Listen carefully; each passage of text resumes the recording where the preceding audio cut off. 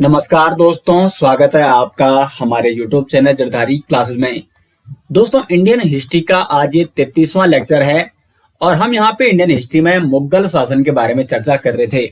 तो मुगल काल में अब तक मैं आपको बाबर, हुमायूं, अकबर और जहांगीर के बारे में बता चुका हूँ और आज के इस लेक्चर में हम यहाँ पे शाहजहां और औरंगजेब के बारे में चर्चा करने वाले हैं।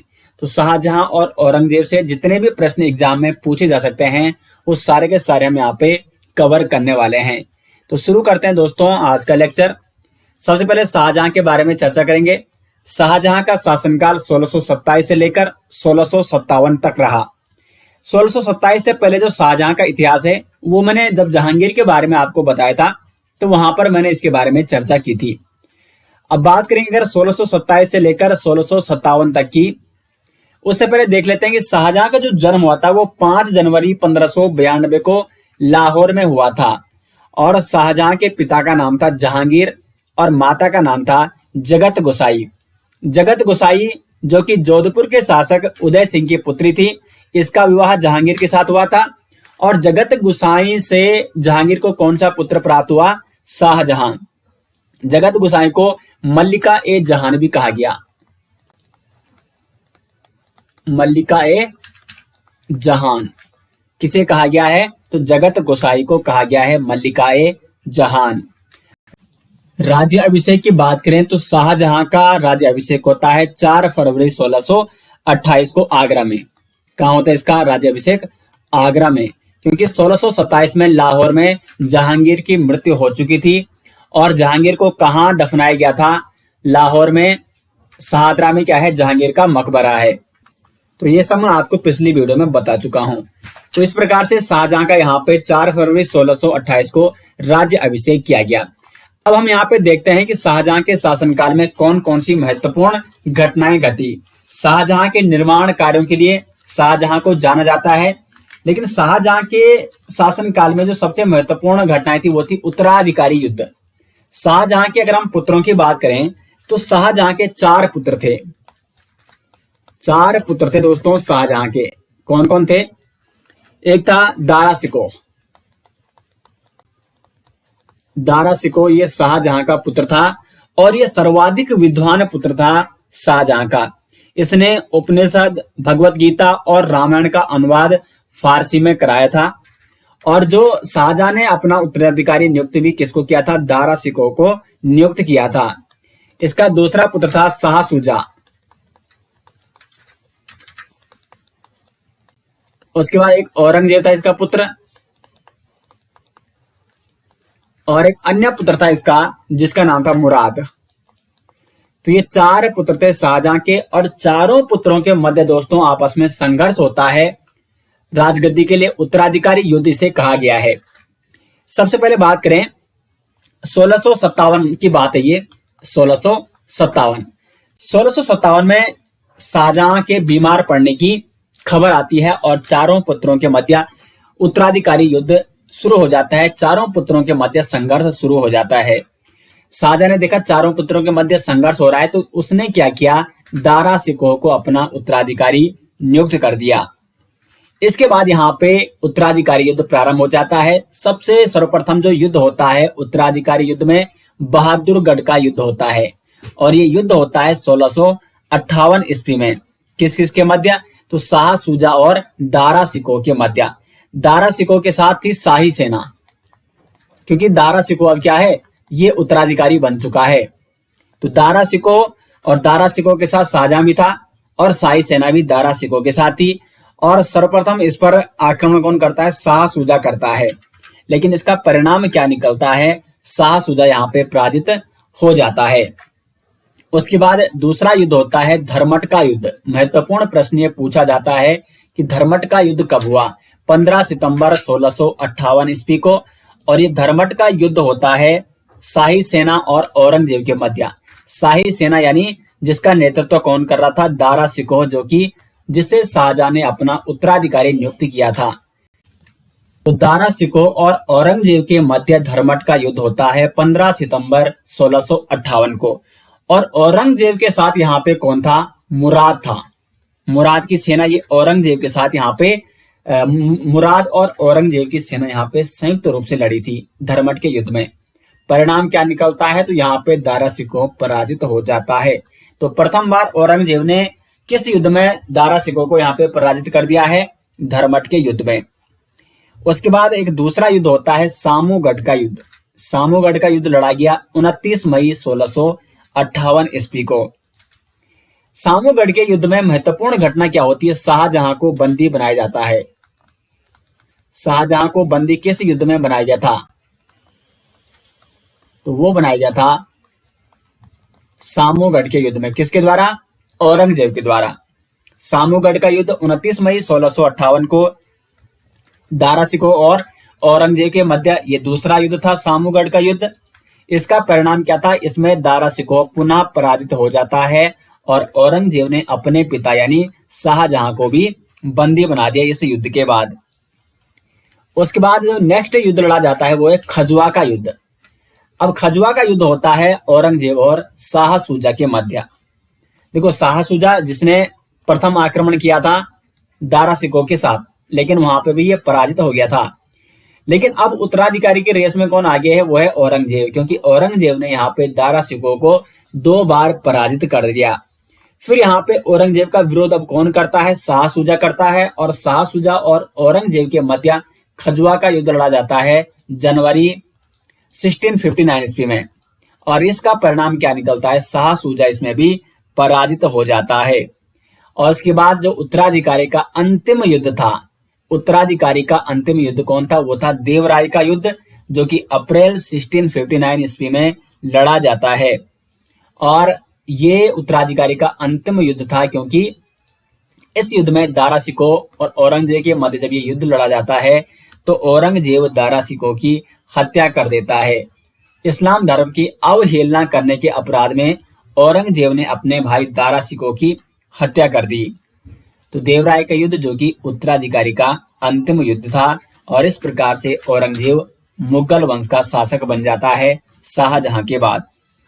तो इस प्रकार से दोस्तों ये उत्तराधिकारी युद्ध चला था। शाहजहां के जो पुत्र थे, 4 पुत्र मैंने आपको यहाँ पे बता दिए हैं, दारा शिकोह, शाह शुजा, औरंगजेब और मुराद। इन चारों के मध्य आपस में संघर्ष होता है, जिसमें औरंगजेब जो कि बाद में क्या बन जाता है, शासक बन जाता है। तो उम्मीद करते हैं कि उत्तराधिकारी युद्ध आपको समझ में आ गए होंगे। अब हम यहाँ पे शाहजहां के निर्माण कार्यों के बारे में चर्चा करेंगे, क्योंकि उत्तराधिकारी युद्ध के बाद अगर कहीं से प्रश्न बनेगा तब वो शाहजहां के निर्माण कार्यों से ही बनेगा। बात करें दोस्तों अगर शाहजहां के निर्माण कार्यों की, तो सबसे पहले हम बात करेंगे ताजमहल की। ताजमहल से पहले आपको मुमताज के बारे में जानना अति आवश्यक है। मुमताज, क्योंकि ताजमहल शाहजहां ने किसकी याद में बनाया था, मुमताज की याद में। अब देखो ये मुमताज कौन थी, मुमताज थी शाहजहां की पत्नी। मुमताज ये नूरजहां की क्या थी, भतीजी थी। नूरजहां का जो भाई था, नूरजहां के बारे में मैं आपको पिछले लेक्चर में जब मैंने जहांगीर के बारे में बताया था, तो वहां पर मैं नूरजहां के बारे में डिटेल से चर्चा की थी। नूरजहां के भाई का नाम था आसफ खान, और आसफ खान की पुत्री थी मुमताज। यानी जहांगीर की जो पत्नी थी नूरजहां, उसकी भतीजी थी मुमताज, जिसके साथ जहांगीर के बेटे खुर्रम यानी शाहजहां का विवाह हुआ था। तो मुमताज थी शाहजहां की पत्नी। 1612 में मुमताज और खुर्रम यानी शाहजहां का विवाह होता है। तो शाहजहां और मुमताज का विवाह कब होता है, 1612 ईस्वी में। शाहजहां का नाम क्या था, खुर्रम था, ठीक है, बचपन का नाम। शाहजहां के नाम से बाद में शासक बनता है। तो शाहजहां और मुमताज के बीच जो विवाह होता है 1612 ईस्वी में, खुर्रम का विवाह या शाहजहां का विवाह मुमताज के साथ किया जाता है। और अब यहां पे देखो, शाहजहां ने मुमताज को एक उपाधि दी, मल्लिका ए जमानी। मल्लिका ए जमानी ये उपाधि किसे दी गई, किसके द्वारा, तो मल्लिका ए जमानी की उपाधि मुमताज को दी गई थी शाहजहां के द्वारा। लेकिन 1631 में प्रसव पीड़ा के कारण मुमताज की क्या हो जाती है, मृत्यु हो जाती है। अब जब मुमताज की मृत्यु हो जाती है तो उसकी याद में शाहजहां ने ताजमहल का निर्माण कार्य शुरू कराया उसकी कब्र पर। तो 1631 में देखो, 1631 में मुमताज की मृत्यु हो जाती है, उसको दफनाया जाता है आगरा में। और 1631 में फिर उसकी कब्र के ऊपर यहाँ पे ताजमहल का निर्माण कार्य शाहजहां ने शुरू कराया। 1631 से इसका निर्माण कार्य शुरू होता है और 1653 में ये बनकर पूर्ण रूप से तैयार होता है। तो ताजमहल कहाँ स्थित है? यह है आगरा में मुमताज महल की कब्र पर। मुख्य वास्तुकार कौन था ताजमहल का? तो वो था उस्ताद अहमद लाहौरी। और मुख्य मिस्त्री जो था ताजमहल का, उसका नाम था उस्ताद ईसा खां। दोनों महत्वपूर्ण है, ये दोनों नाम आपको याद होने चाहिए। और इसकी पद्धति कौन सी है? तो 4 मीनार पद्धति और 4 भाग पद्धति से इसको बनाया गया है। ये है यहाँ पे इसके 4 मीनार, 4 मीनार, ठीक है। यहाँ पे एक और पॉइंट आप नोट कर सकते हैं दोस्तों कि हुमायूं का जो मकबरा है उसे ताजमहल का पूर्वगामी माना जाता है। ताजमहल का पूर्वगामी, ताजमहल का पूर्वगामी किसे कहा जाता है? महत्वपूर्ण क्वेश्चन ये पूछा जाता है। तो हुमायूं का मकबरा है, जो हुमायूं के मकबरे को ताजमहल का पूर्वगामी माना जाता है। और हुमायूं का मकबरा कहाँ है? तो ये है दिल्ली में। महत्वपूर्ण क्वेश्चन ये पूछा जाता है कि ताजमहल का पूर्वगामी किसे माना जाता है? हुमायूं के मकबरे को। और जो ये ताजमहल है ये पूर्ण रूप से शुद्ध संगमरमर से निर्मित है। और सर्वाधिक पित्रा ड्यूरा का प्रयोग किसमें किया गया है? तो वो इसी ताजमहल में किया गया है। सर्वप्रथम पित्रा ड्यूरा का जो प्रयोग किया गया था वो एतमा उद्दौला के मकबरे में किया गया था, जिसका निर्माण किसने कराया था? नूरजहां ने कराया था। वो मैंने आपको पिछली वीडियो में यानी जहांगीर के शासनकाल में जहांगीर के बारे में जहां पे मैंने बताया था पिछली वीडियो में, तो उसमें मैंने आपको बता रखा है एतमा उद्दौला के मकबरे के बारे में, जिसमें सर्वप्रथम पित्रा ड्यूरा का प्रयोग किया गया था। और सर्वाधिक पित्रा ड्यूरा का प्रयोग किसमें किया गया है? तो वो किया गया है ताजमहल में। तो ताजमहल से संबंधित ये सारे प्रश्न जहां से बन सकते हैं मैंने आपको बता दिया है डिटेल्स में, सारे फैक्ट आपको नोट करने हैं। उसके बाद है मयूर सिंहासन, जिसे तख्त ए ताउस भी कहा गया है। इसका निर्माण भी किसने कराया था? शाहजहां ने कराया था। और मयूर सिंहासन का जो मुख्य वास्तुकार था वो था बादल खां। मयूर सिंहासन जो कि रत्नों से जड़ा हुआ सोने का ये सिंहासन था और इसे तख्त ए ताउस भी कहा जाता था। इसका निर्माण शाहजहां ने कराया था। लेकिन 1739 में नादिर शाह जो कि ईरान का था, ईरान आक्रांता नादिर शाह ने इसे लूटकर वो ईरान ले गया। और इस समय मुगल शासक था मोहम्मद शाह रंगीला। तो महत्वपूर्ण प्रश्न ये भी बनता है, मोहम्मद शाह रंगीला तख्त ए ताउस यानी मयूर सिंहासन पर बैठने वाला अंतिम मुगल शासक कौन था? वो था मोहम्मद शाह रंगीला। तो ये प्रमुख निर्माण कार्य जो कि शाहजहां ने कराए, ये मैंने आपको यहाँ पे बता दिए हैं। अब शाहजहां के कुछ अन्य महत्वपूर्ण कार्य देख लेते हैं। एक तो शाहजहां ने दिल्ली में शाहजहानाबाद नगर की स्थापना दिल्ली में किसने की? शाहजहां ने की। देखो इससे पहले मुगल वंश की राजधानी अकबर के समय भी अधिकांश राजधानी जो रही वो आगरा रही और जहांगीर के समय भी आगरा। लेकिन शाहजहां ने आगरा से राजधानी को कहां स्थानांतरित किया? दिल्ली स्थानांतरित किया। उसके बाद दिल्ली में इसने लाल किला का निर्माण कराया। दिल्ली के लाल किले का निर्माण किसने कराया है? तो शाहजहां ने। दिल्ली का जामा मस्जिद ये किसने बनवाया? तो ये भी शाहजहां ने बनाया। आगरा का मोती मस्जिद ये किसने बनाया? तो ये भी शाहजहां ने बनाया।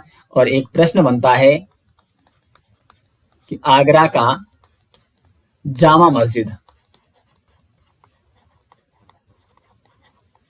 आगरा की जो जामा मस्जिद है इसका निर्माण किसने कराया था? तो इसका निर्माण कराया था जहां आरा ने।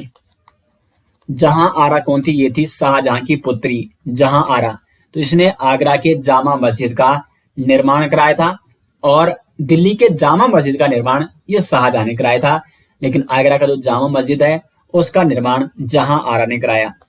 आगरा का मोती मस्जिद किसने बनाया? ये भी शाहजहां ने बनाया। शाहजहां ने सिजदा प्रथा को समाप्त किया और हिंदुओं पर इसने तीर्थ यात्रा कर पुनः लागू किया। अहमदनगर को 1632 में मुगल साम्राज्य में किसने मिलाया? यह भी एक प्रश्न डायरेक्ट इस प्रकार से पूछा जाता है। तो 1632 में अहमदनगर को मुगल साम्राज्य में मिलाने का श्रेय जाता है शाहजहां को। तो इस प्रकार से दोस्तों शाहजहां का ये शासनकाल यहाँ पे पूरा हो जाता है। शाहजहां के शासनकाल में किसी महत्वपूर्ण युद्ध का विवरण देखने को नहीं मिलता है, क्योंकि शाहजहां ने जो अधिकतर समय बताया वो निर्माण कार्यों में ही उसने बिताया। ताजमहल से लेकर मयूर सिंहासन, लाल किला निर्माण, जामा मस्जिद निर्माण, ये सारे निर्माण कार्य जो कि शाहजहां के शासनकाल में किए गए थे। और स्थापत्य कला का स्वर्ण युग किसके शासनकाल को माना जाता है? तो शाहजहां के शासनकाल को स्थापत्य कला का स्वर्ण युग माना जाता है। मुगल काल में चित्रकला का स्वर्णकाल किसके शासन को माना जाता है? तो वो जहांगीर के शासनकाल को माना जाता है। लेकिन स्थापत्य कला का स्वर्ण युग माना जाता है शाहजहां के शासनकाल को। इतने सारे इसने निर्माण कार्य कराए थे शाहजहां ने। तो शाहजहां के बारे में मैंने आपको पूरी डिटेल्स में यहाँ पे बता दिया है, और इससे बाहर शाहजहां के शासनकाल से संबंधित प्रश्न नहीं पूछे जाएंगे, तो ये सारे आपको नोट करने हैं। आगे बढ़ते हैं और बात करते हैं औरंगजेब के बारे में। औरंगजेब जिसका जन्म होता है 24 अक्टूबर 1618 को। कहां होता है इसका जन्म? गुजरात में। अब देखो औरंगजेब किस प्रकार से उसने उत्तराधिकारी युद्ध लड़ा, और जो इन चार भाइयों के मध्य जो संघर्ष होता है, तो उसमें औरंगजेब सबसे शक्तिशाली बन के उभरा, और उसने क्या किया? दारा सिकोह को पराजित किया। दारा सिकोह की उसने हत्या की, और उसके बाद यहाँ पे राजगद्दी पर बैठ जाता है। अपने पिता को उसने क्या बनाया? शाहजहां को बंदी बनाया। तो इसका राज्याभिषेक की अगर बात करें तो प्रथम बार इसका राज्याभिषेक होता है 31 जुलाई 1658 को आगरा में। प्रथम बार इसने अपना राज्याभिषेक कराया आगरा में, क्योंकि सबसे पहले इसने आगरा पर ही अधिकार किया, लेकिन शाहजहां की राजधानी कहां थी? दिल्ली थी। तो इसलिए दूसरी बार उसने अपना राज्याभिषेक जून 1659 में दिल्ली में कराया। किसके दरबार में? तो शाहजहां के दरबार में, शाहजहां के महल में, दिल्ली में दूसरी बार इसने अपना राज्य अभिषेक कराया। तो औरंगजेब ने कितनी बार अपना राज्याभिषेक कराया? यहाँ पे 2 बार। तो डायरेक्ट हम बात करते हैं, क्योंकि ये तो मैंने आपको बता दिया अभी कि किस प्रकार औरंगजेब ने संघर्ष जो अपने भाइयों के मध्य उसके संघर्ष हुए उत्तराधिकारी युद्ध में, कौन कौन से उसने युद्ध लड़े, ये मैंने आपको पहले ही बता दिया है शाहजहां के शासनकाल में। तो उसको दोबारा बताने की यहाँ पे जरूरत नहीं होगी, वो आपने जरूर यहाँ पे नोट कर दिया होगा। डायरेक्ट बात करते हैं औरंगजेब के शासनकाल और धार्मिक नीति के बारे में। औरंगजेब का जो शासन काल रहा वो लगभग 1658 से लेकर 1707 तक रहा, क्योंकि 1658 में ये प्रथम बार इसने अपना राज्य अभिषेक करा लिया था। तो 1658 से लेकर लगभग 1707 तक, यानी लगभग 50 वर्षों तक शासन किया औरंगजेब ने, और इसने अपने साम्राज्य को काफी विस्तार किया। इसने अपने साम्राज्य में उत्तर में कश्मीर से लेकर दक्षिण तक इसका साम्राज्य इसने अपने साम्राज्य में विस्तार किया, और मराठों के साथ काफी संघर्ष रहा औरंगजेब का। अगर हम इसके शासनकाल की बात करें तो इसने अपने शासनकाल को इस्लामी परंपरा के अनुसार इसने शासन किया, और औरंगजेब को रूढ़िवादी ईश्वर भीरु मुस्लिम होने की उपाधि भी प्राप्त है। औरंगजेब को क्या कहा जाता है? रूढ़िवादी ईश्वर भीरु मुस्लिम, क्योंकि इसने इस्लामी परंपरा पर विशेष ध्यान दिया था अपने शासनकाल के समय। इस्लामी परंपरा के अनुसार इसने अपना शासन चलाया, इसलिए इसको जिंदा पीर भी कहा जाता है। तो जिंदा पीर किसे कहा जाता है? औरंगजेब को कहा जाता है। औरंगजेब जो लौकिक आदेश जारी करता था, इस्लामी परंपरा के जो वो लौकिक आदेश जारी करता था, उन्हें क्या कहा जाता था? जवाबित कहा जाता था। लौकिक आदेश जारी किए जाते थे औरंगजेब के द्वारा, उन्हें जवाबित कहा जाता था। और इसने इन लौकिक आदेशों को दोस्तों, जो इसके सरकारी नियम थे, आप यहाँ पे इनको नियम समझ सकते हैं, जो इस्लामी परंपरा के इसके नियम थे औरंगजेब के, जिन्हें जवाबित कहा जाता था, उसके संकलन को कहा गया है जवाबित ए आलमगीरी, क्योंकि इसको आलमगीर कहा जाता है। जवाबित ए आलमगीरी यानी आलमगीर औरंगजेब के जो जवाबित हैं, जो लौकिक आदेश हैं, जो सरकारी नियम है इस्लाम से संबंधित, तो उन्हें कहा गया है जवाबित ए आलमगीरी। औरंगजेब ने नवरोज त्योहार जो पारसी त्योहार था, इसको मनाए जाना भी बंद किया। तो नवरोज त्योहार पर रोक किसने लगाई थी? औरंगजेब ने लगाई थी और लगभग सभी सूबों में, जो इसके साम्राज्य में सूबे हुआ करते थे, सभी सूबों में इसने मुहत्सिब की नियुक्ति की। मुहत्सिब का कार्य क्या होता था? ये लोग शरीयत के अनुसार, इस्लामी परंपरा के अनुसार जीवन यापन करते थे और सार्वजनिक स्थानों पर शराब और भांग जैसी जो नशीली वस्तुओं का सेवन किया जाता था, उसका ये विरोध करते और ऐसा कोई ना कर सके, इसलिए इनको प्रत्येक सूबे में इनकी नियुक्ति की गई थी औरंगजेब द्वारा। तो मुहत्सिब जो कि शरीयत के अनुसार जीवन यापन कराने के लिए लोगों को क्या करते, प्रेरित करते, या लोगों को कहते थे, या लोगों को शरीयत का नियम कानून पालन करवाने पर बाध्य करते थे। तो इनकी नियुक्ति की गई थी, मुहत्सिब की नियुक्ति औरंगजेब द्वारा, ताकि जो शासन काल है वो इस्लामी परंपरा के अनुसार चल सके। औरंगजेब ने सिखों पर कलमा खुदवाना भी बंद किया और झरोका दर्शन यानी झरोके में बैठकर प्रजा को दर्शन देना, तो झरोका दर्शन का रिवाज भी औरंगजेब ने बंद किया था।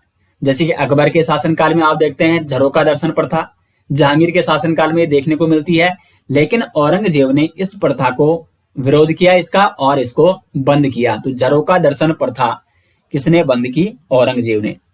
तुलादान प्रथा पर भी इसने प्रतिबंध लगाया। तुलादान प्रथा यानी जो राजा था उसको एक तुला में बिठाया जाता है, एक तराजू में बिठाया जाता था, और राजा क्या करता था, दूसरी तुला में उसके भार के जितना सोना या जो भी अन्य सामग्रियां वो रखी जाती थी। ठीक है, तो सोने से इसको तोला जाता था और उसके बराबर जो सोना होता था उसको साम्राज्य में जनता को बांटा जाता था, दान किया जाता था। तो इसे कहते थे तुलादान प्रथा।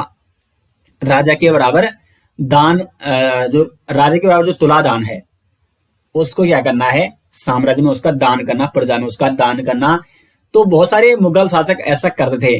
अकबर के शासनकाल में यह प्रथा थी, तुलादान प्रथा, लेकिन इस तुलादान प्रथा को औरंगजेब ने इस पर भी प्रतिबंध लगा दिया। उसके बाद गायन पर इसने प्रतिबंध लगा दिया था औरंगजेब ने, गायन पर भी प्रतिबंध लगाया। उसके बाद देखो, हाँ, और ऐसा ही माना जाता है कि जो औरंगजेब था एक प्रसिद्ध वीणा वादक था स्वयं, लेकिन अब इसने अपने शासन काल को, अपने साम्राज्य में जब इसने शासन किया तो उसको इसने इस्लामी परंपरा के अनुसार जब शुरू किया, तो इसलिए उसने गायन पर भी प्रतिबंध लगा दिया। 1665 में इसने हिंदू मंदिरों को तोड़ने का आदेश भी दिया था औरंगजेब ने, और 1669 में जजिया कर को इसने पुनः लागू किया। तो जजिया कर के बारे में मैंने आपको कई बार बता रखा है। जजिया कर को पुनः लागू करने वाला शासक था औरंगजेब, और जजिया कर को पूर्ण रूप से समाप्त करने वाला शासक था मोहम्मद शाह रंगीला। तो ये कुछ प्रमुख शासन काल में जो महत्वपूर्ण घटनाएं थी औरंगजेब के, और जो इसकी धार्मिक नीति के अनुसार जो इसने शासन चलाया, वो मैंने आपको यहाँ पे बता दिए हैं। और यहाँ से देखो, ये सारे टॉपिक ऐसे हैं जो दोस्तों जो मैंने यहाँ पे लिखे हैं, कहीं से भी क्वेश्चन बन सकता है, तो ये सभी आपको यहाँ पे नोट करने हैं। उसके बाद औरंगजेब के शासनकाल के अगर प्रमुख विद्रोहों की बात करें तो मराठों का उदय होता है औरंगजेब के शासनकाल में। शिवाजी जो कि एक शक्तिशाली मराठा सरदार के रूप में उभरते हैं। पुरंदर की संधि होती है शिवाजी और जयसिंह के बीच। जयसिंह जो कि औरंगजेब का अधिकारी हुआ करता था, तो जयसिंह और शिवाजी के मध्य पुरंदर की संधि होती है, और 1666 में शिवाजी को आगरा में कैद किया जाता है औरंगजेब द्वारा। तो शिवाजी के बारे में हम डिटेल्स में मराठा साम्राज्य जब मैं आपको पढ़ाऊंगा तो वहां पर उसके बाद शिवाजी जी के जो शिवाजी हैं उनके बारे में वहां पे चर्चा करेंगे। 1675 में सिखों के 9वें गुरु तेग बहादुर को फांसी दी थी किसने? औरंगजेब ने, क्योंकि सिखों के साथ भी लगातार संघर्ष रहा था औरंगजेब का, और 9वें गुरु तेग बहादुर को फांसी दी थी औरंगजेब ने। यह प्रश्न पूछा जाता है कि औरंगजेब ने किस सिख गुरु को फांसी दी थी? तो गुरु तेग बहादुर जो कि सिखों के 9वें गुरु थे। उसके बाद 10वें गुरु गुरु गोविंद सिंह से भी लगातार संघर्ष होता रहा था औरंगजेब का। जाट विद्रोह भी उभर के आया था इस समय औरंगजेब के शासनकाल में। जाट जो कि मथुरा के जाट थे, उन्होंने विद्रोह किया था औरंगजेब के शासनकाल के समय, और जाट विद्रोह का नेतृत्व किया था गोकुला और राजा राम ने। 1670 में तिलपत की लड़ाई होती है जाटों में और मुगलों के मध्य, जिसमें जाट पराजित हो जाते हैं इस तिलपत की लड़ाई में। और इसमें जो जाट सरदार थे गोकुला, उसकी हत्या हो जाती है। लेकिन पुनः 1685 में जाटों ने राजा राम के नेतृत्व में विद्रोह किया पुनः, और 1691 में अंत में राजा राम ने, जो कि जाट सरदार थे राजा राम, इन्होंने 1691 में समर्पण किया। और इस प्रकार से जाट विद्रोह का भी क्या हो जाता है, दमन हो जाता है। तो प्रमुख जो विद्रोह हुए थे औरंगजेब के समय, मराठों का उदय, और मराठों के साथ लगातार संघर्ष होता रहा था औरंगजेब का, सिखों के साथ भी संघर्ष होता रहा, और जाटों के मध्य। अन्य महत्वपूर्ण तथ्य अगर देखें तो 1685 में बीजापुर को और 1687 में गोलकुंडा को मुगल साम्राज्य में मिलाया था औरंगजेब ने। अभी देखो डायरेक्ट प्रश्न यहाँ पे पूछे जाते हैं कि बीजापुर और गोलकुंडा को किस मुगल शासक ने मुगल साम्राज्य में मिलाया, तो औरंगजेब ने। सर्वाधिक हिंदू अधिकारियों की नियुक्ति करने वाला मुगल सम्राट कौन था, तो वो भी औरंगजेब था। और इसका निर्माण कार्य है बीबी का मकबरा। तो बीबी का मकबरा किसने बनाया था, ये बनाया था औरंगजेब ने। तो दोस्तों आज की वीडियो में हमने यहाँ पे औरंगजेब और शाहजहां के बारे में डिटेल्स में चर्चा की, और उम्मीद करते हैं कि आपको ये लेक्चर समझ में आ गया होगा अच्छे से। और जितने भी प्रश्न शाहजहां और औरंगजेब से पूछे जा सकते थे, वो हमने यहाँ पे डिटेल्स में आज चर्चा कर दी है। तो मुगल काल के जो प्रमुख शासक थे, क्योंकि अधिकांश अगर हम मुगल वंश की बात करें तो सर्वाधिक क्वेश्चन बनते हैं अकबर से, और उसके बाद इन सभी राजाओं से क्वेश्चन बनते हैं, और इसके बाद के जो शासक है वहां से बहुत कम क्वेश्चन पूछे जाते हैं। तो अधिकांश क्वेश्चन यहीं तक बनते हैं, बाबर से लेकर औरंगजेब तक। तो डिटेल से मैंने यहाँ पे आपको बता दी है। और मुगल वंश में महत्वपूर्ण प्रश्न अकबर से बनते हैं, तो अकबर से संबंधित 2 लेक्चर मैंने आपको करा रखे हैं। एक में अकबर के बारे में बताया और उसकी जो शासन प्रणाली थी, और अकबर के शासन प्रशासनिक ढांचा, उस पर मैंने अलग से वीडियो बना रखी है, जिस प्रकार से अकबर ने अपना प्रशासनिक व्यवस्था चलाई थी। जो समय कृषि पद्धति थी, जो कर लिए जाते थे, तो पूरी मैंने अलग वीडियो बना रखी उस पर। तो प्लेलिस्ट जो हिस्ट्री की है, उसको आप फॉलो लगातार करते रहें। और अब तक जितने भी लेक्चर हो चुके हैं हिस्ट्री के, जल्दी से जल्दी मतलब उनको सभी को देख लें, क्योंकि काफी अच्छी तरीके से और कम समय में यहाँ पे आपको मैंने ज्यादा से ज्यादा कंटेंट देने का प्रयास किया है। तो उन सभी लेक्चरों को जरूर देखें, और मिलते हैं फिर नेक्स्ट लेक्चर के साथ। तब तक के लिए धन्यवाद।